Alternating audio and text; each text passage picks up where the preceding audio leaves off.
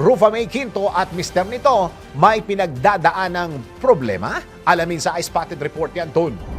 Kalat na ngayon ang screenshot na umunoy usapan ni Rufa May Quinto at PhilAm na mister nito na si Trevor Magallanes. Sa nasabing palitan ng usapan ng dalawa, malalaman na hindi na maganda ang pagsasama ng mga ito.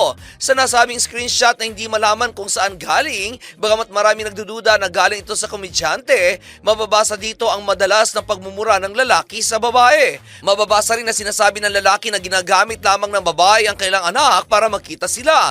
Bagamat wala namang pakikiusap ang babae na makipagbalikan sa kanya ang lalaki, ngunit umaasa ito na makakuha ng sustento para sa kanilang anak. Sa isa pang screenshot ay mababasa pa rin ang pagmumura ng lalaki sa babae, kung saan sa bandang huli ay naging palaban na rin si babae nang hamunin nito ang lalaki na mag-away sila sa national television.